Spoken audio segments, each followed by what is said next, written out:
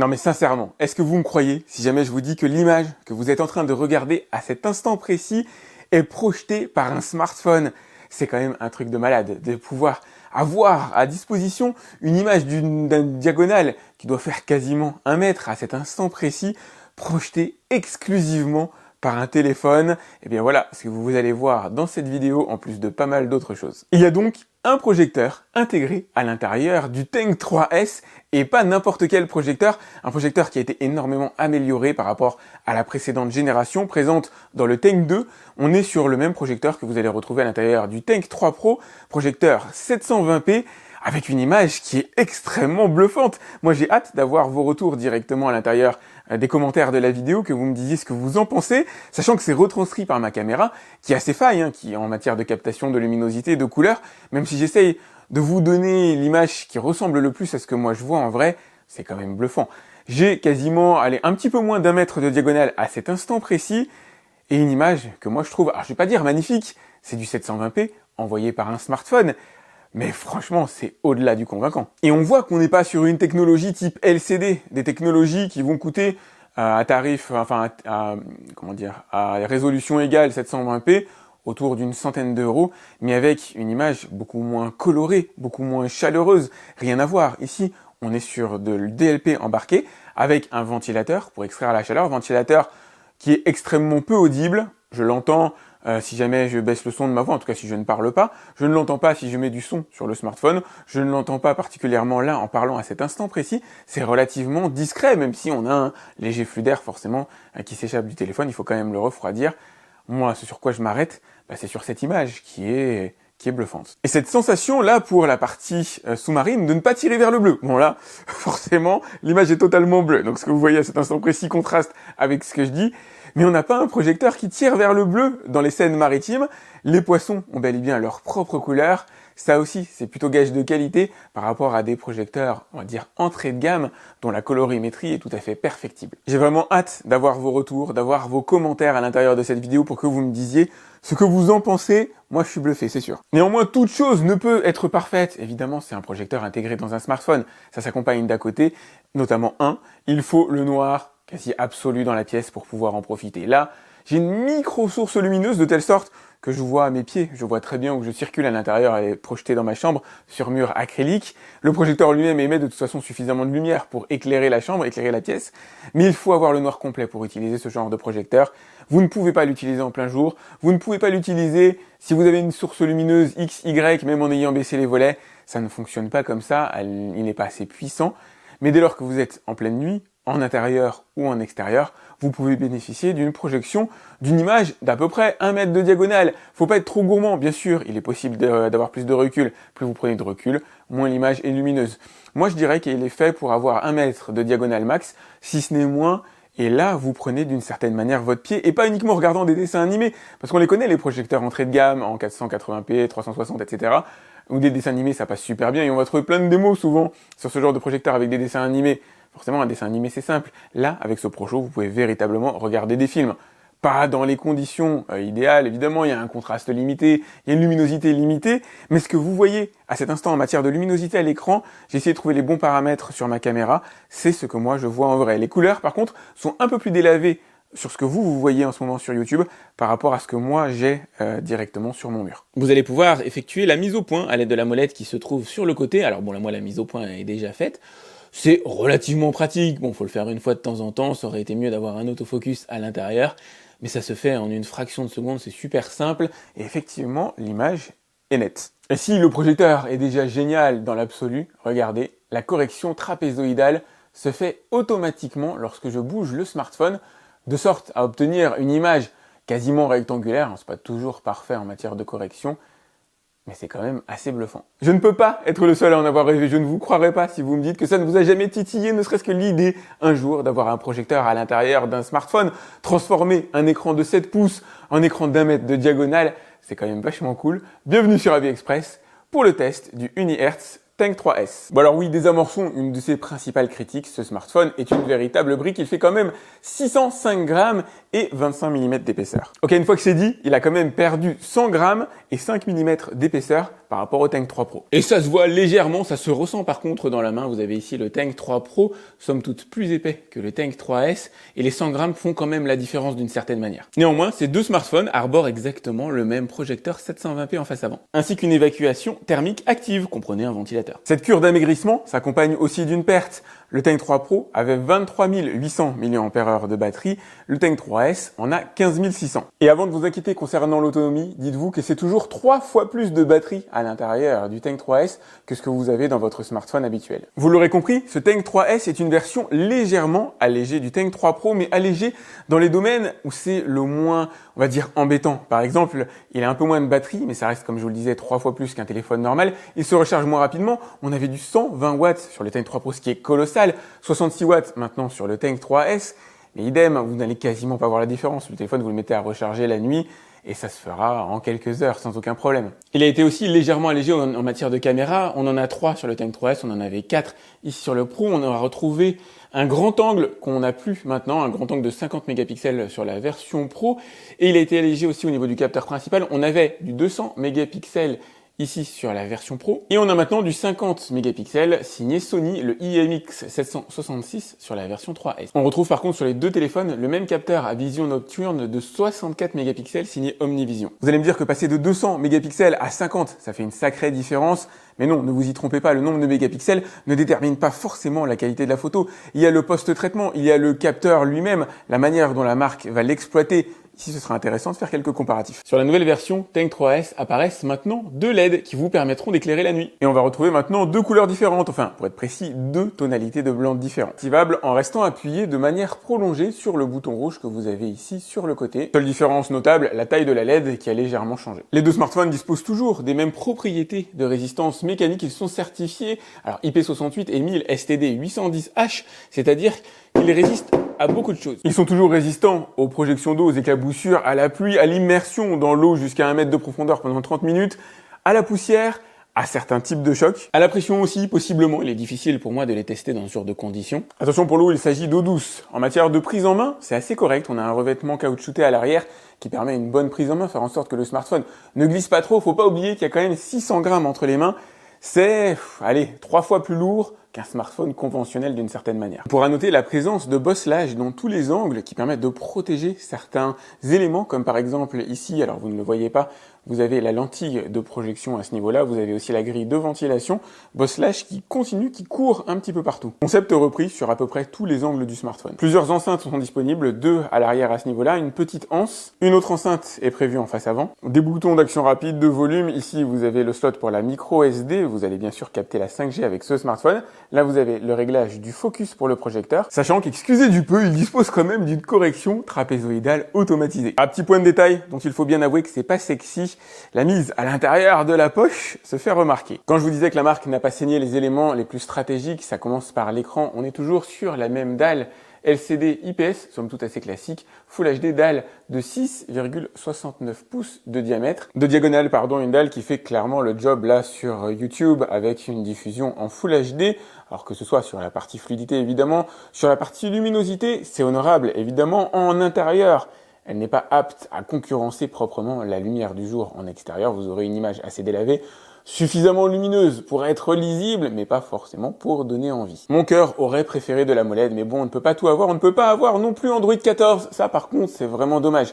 J'espère qu'il y aura une mise à jour, même si franchement, je compte pas trop dessus. Je vais régler l'ISO pour avoir une image un petit peu plus blanche. Je vous rassure, l'écran est parfaitement blanc à cet instant précis. On retrouve les options de sécurité assez classiques, le déverrouillage par empreinte digitale, par reconnaissance faciale. Le lecteur d'empreinte digitale se trouve directement sur le côté, il suffit de positionner son doigt dessus pour faire le paramétrage. Allez, on va le tester ensemble, je pose mon doigt dessus, ok, ça marche nickel. Hop, le pouce là, il m'a pas trop détecté, là c'est bon. Si je mets le bout de mon doigt, ok, ça marche. Allez, idem pour la reconnaissance faciale, hop, pourtant j'étais derrière ma caméra, il m'a bien reconnu. Allez, j'éteins le smartphone, hop, j'appuie sur le bouton, ça y est, ça se déverrouille, il faut une fraction de seconde avec une petite transition par l'écran d'accueil à ce niveau-là. Je vais fermer mes yeux maintenant. il n'a pas été déverrouillé, j'ouvre mes yeux et c'est bon. Et le tout en ayant le visage positionné derrière ma caméra, c'est-à-dire s'il est physionomiste. Il y a un autre élément que j'apprécie beaucoup, c'est que la puissance de ce smartphone n'a pas été sacrifiée sur cette génération, avec un score sur Antutu de quasiment 900 000 points. Et pour cause, on retrouve dans ce smartphone le même processeur que dans le Tank 3 Pro, le MediaTek Dimensity 9200, qui va permettre de faire quasiment tout ce que vous voulez sur ce smartphone. Et à titre de comparaison, peut-être que vous vous posez la question, on est sur un smartphone orienté milieu de gamme, on n'est pas du tout sur un entrée de gamme. Je vais essayer de lancer Fortnite, c'est un peu ambitieux, mais on sait jamais. La phone a 30 images par seconde, alors c'est écrit dans le coin supérieur gauche, on voit pas grand chose, c'est suffisant pour jouer bien sûr dans de bonnes conditions. Désolé, on est dans une scène nocturne. Donc pour le coup, j'imagine que vous voyez pas grand chose, en tout cas c'est pas particulièrement intéressant en matière d'imagerie. L'important c'est le nombre d'images. Il paraît que quand l'appétit va, tout va pour la santé. En ce qui concerne les smartphones, quand Fortnite tourne, vous pouvez vous dire que tous les jeux vidéo tourneront sur ce téléphone. On est quand même sur un milieu de gamme. Les très haut de gamme ont un score sur Antutu à 2 millions de points. Là, on se rapproche du million. On est donc sur un smartphone qui est relativement solide en matière de performance. Je vois pas véritablement ce qui pourrait le mettre à mal, si ce n'est des pré-réglages, comme par exemple mettre la qualité des textures ou la qualité des jeux vidéo sur l'écran le plus élevé, ça il sera peut-être pas capable de le faire, ou le nombre d'images par seconde, mais comme on est sur un écran Full HD 60 Hz, du coup ça n'aurait absolument aucun sens. Si, un dernier petit test de puissance pour la route, là je vous ai mis Star Wars en 4K, vous allez me dire à quoi ça sert de mettre de la 4K sur un smartphone 1080p, c'est juste pour tester, vérifier qu'il soit bien en mesure de lire, de décoder le fichier qui est envoyé en H265 directement par mon réseau depuis un NAS. Ça tourne sans aucun problème. Ce sont des petits tests qui ont de l'importance parce qu'ils sont révélateurs de la puissance du smartphone. Là, on va s'intéresser à ses fonctions intrinsèques. Et ça commence par cette petite icône, le projecteur. Je pense que ça s'entend au son de ma voix, je suis bluffé par ce projecteur. C'est pas le premier que je teste, pour autant. C'est un des seuls smartphones, c'est probablement la seule marque qui intègre un projecteur de cette qualité-là à l'intérieur de son smartphone. On le retrouvait sur le Tank 3 Pro, j'étais bluffé sur la version Pro, je le suis tout autant. Sur la version S, je dis pas que ça remplace tous les projecteurs, je dis pas que c'est une véritable télé d'appoint. Je peux même pas me projeter dans l'utilisation que vous en aurez. Moi, je le vois à titre perso, c'est typiquement le genre de smartphone que je vais emmener en vacances avec moi pour faire une image facile à mes enfants, déplaçable sans souci, sans avoir à embarquer du gros matos avec moi. Il y a des aspects qui sont véritablement très cool. Après, au quotidien, à vous de voir. Sur ce smartphone, on va retrouver une véritable boîte à outils, un couteau suisse des fonctions, alors qu'on peut retrouver dans certaines applications disponibles sur les Play Store, comme par exemple là, un sonomètre. C'est pas fondamental, mais c'est toujours utile. Vous avez bien sûr l'accès à une boussole, qui fonctionne bien d'ailleurs, effectivement, le sud se trouve par là, on a un centrage ici. Vous avez accès à deux types de lampes torches sur ce smartphone. Alors, il y a la vraie lampe torche que je vous ai montré tout à l'heure, et vous avez la lampe associée ici au capteur photo, donc qui est somme toute un petit peu moins brillant. Vous allez retrouver aussi un niveau à bulles, qui peut être pratique. Un niveau pouvant favoriser l'accrochage de certains éléments au mur. Un système de mesure de la hauteur, avec le petit tutoriel ici, qu'il faut bien réaliser pour pouvoir obtenir la mesure adéquate. Une loupe, une alarme, un podomètre, c'est somme toute assez classique. Un fil à plomb, c'est plus original. Un rapporteur, un capteur de pression pour évaluer l'altitude à laquelle vous vous trouvez à cet instant précis. Ça me paraît relativement bon. Je crois que je suis à 23 mètres, en tout cas d'après Google, il me semble, de mémoire. Un chrono et une caméra sous-marine. Alors ça, c'est important, en tout cas, pour corriger l'imagerie lorsque vous êtes sous l'eau, corriger la colorimétrie notamment. Vous avez aussi les fameux modes associés à la lampe que vous avez à l'arrière. Par exemple, le mode SOS. Je ne sais pas si vous le voyez en reflet directement sur le mur à l'arrière. Normalement, vous le voyez clignoter. Mon morse est pas terrible, mais bon, le SOS, on arrive quand même à le reconnaître. Et puis vous avez d'autres modes, voilà, pour flasher. J'imagine que ça peut éventuellement effrayer un animal. Et puis les différents réglages de niveau de luminosité. Quand votre smartphone a été immergé, forcément vous avez envie de drainer l'eau et vous allez activer cette fonction-là. Il s'agit d'une vibration du téléphone lui-même qui devrait permettre de favoriser l'évacuation de l'eau. Je pense pas que ce soit miraculeux non plus. Et ici, un simulateur d'alarme. Hop, on va le mettre sur on.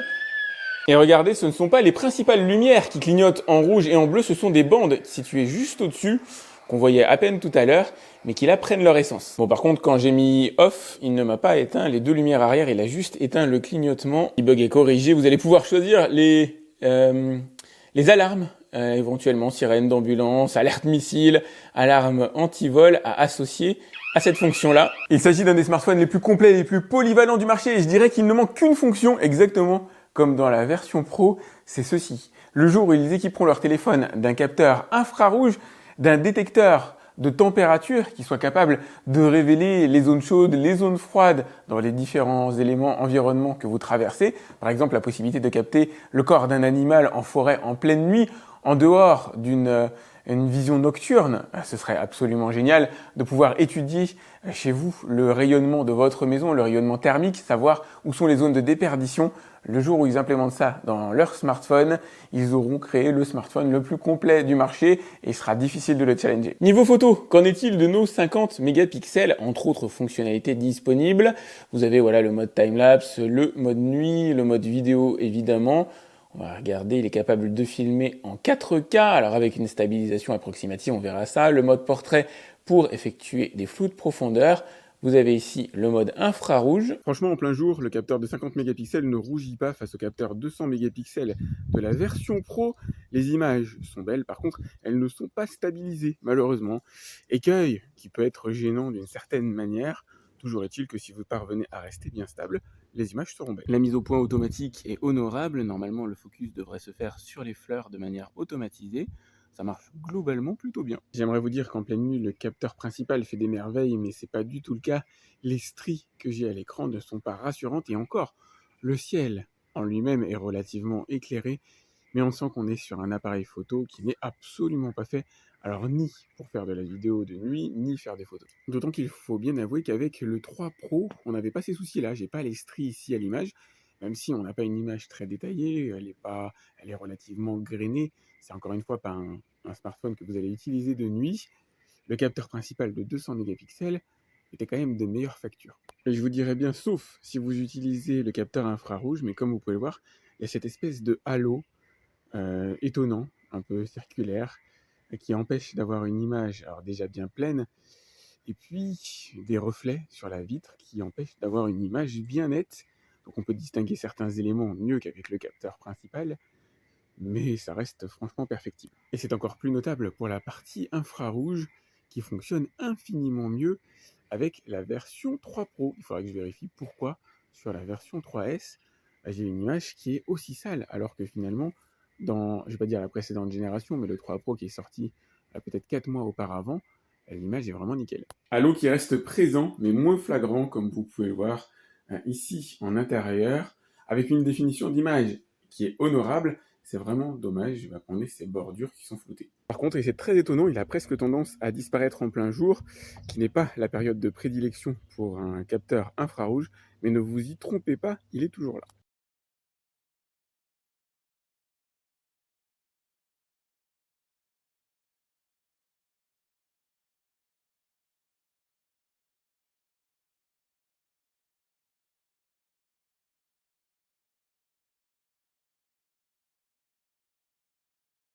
Au niveau du son, c'est honorable, mais c'est pas fou. Il y a quand même pas mal de saturation, la possibilité de mettre le volume très fort, mais c'est criard. C'est un son véritablement criard qui sort à l'extérieur. Étant donné la taille du smartphone, j'aurais aimé avoir des enceintes, somme toute un peu meilleures. Je vais essayer de vous faire écouter un petit peu le son quand même.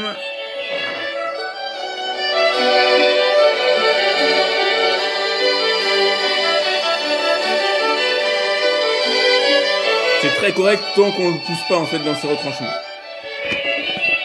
Au niveau d'internet, on a du Wi-Fi, alors 5, enfin du Wi-Fi AC sur ce smartphone, avec un débit qui est absolument excellent. Regardez, je vais vous montrer sur Diabo Immortal. Alors même si je peux pas afficher le débit à ce niveau-là, j'ai une connexion, j'allais dire ADSL, j'ai une connexion fibre à la maison et téléchargement d'un jeu de 2,62 Go. Vous pouvez voir à quelle vitesse, en tout cas l'estimer à quelle vitesse ça se télécharge.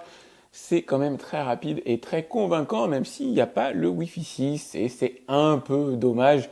Même si, très honnêtement, le Wi-Fi AC est capable de tirer parti d'une connexion à 1 gigabit par seconde sans souci. Allez, niveau GSM, si je puis dire, le téléphone gère la 4G et la 5G. La 4G sur toutes les bandes, mais malheureusement, c'est pas le cas de la 5G. Le plus de bandes, c'est géré sur Free, donc ça tombe bien. Moi, j'ai une puce Free ici. Vous aurez d'ailleurs peut-être remarqué le petit caoutchouc pour l'étanchéité. Là, ce que je vais faire, c'est déconnecter le Wi-Fi pour pouvoir faire un test uniquement avec la connexion 5G. Et voilà, je suis en 5G HD. Alors allez savoir ce que signifie le HD dans ce cadre-là. Je vais me remettre sur mon Diablo Immortal pour essayer de faire un petit test de téléchargement. La borne est à 2 km d'ici. J'attends pas de miracle en matière de vitesse de téléchargement. Regardez, ça défile beaucoup moins vite qu'avec ma ligne fibre. mais ça a le mérite de fonctionner. Ce sera d'ailleurs largement suffisant pour pouvoir lire des flux vidéo, alors dans différentes, j'allais dire résolutions. Là, je vais me mettre en 4K avancé, histoire de pas tricher. Je suis toujours sur ma puce, j'ai pas activé Internet, et c'est impeccablement fluide. On notera au passage le caractère dual SIM du slot que vous avez juste ici et la possibilité d'ajouter une micro SD, ça c'est cool. Ce smartphone est véritablement à nul autre pareil, il m'a conquis de par les fonctionnalités intégrées, la qualité des fonctionnalités intégrées. Grosse différence par rapport à la version Tank 2 Pro, et on pourrait imaginer d'ailleurs que c'est son successeur, la version 3S.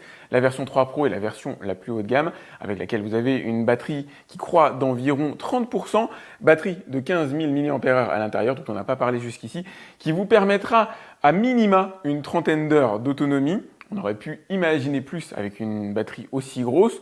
Bon, ça reste quand même assez élevé. Ce qui est impressionnant aussi, c'est l'autonomie en projection. Il n'existe aucun projecteur aujourd'hui qui dépasse les 2 heures en autonomie avec une batterie intégrée. En règle générale, ce sont des projecteurs autonomes plus grands que celui-là avec un peu plus de puissance lumineuse.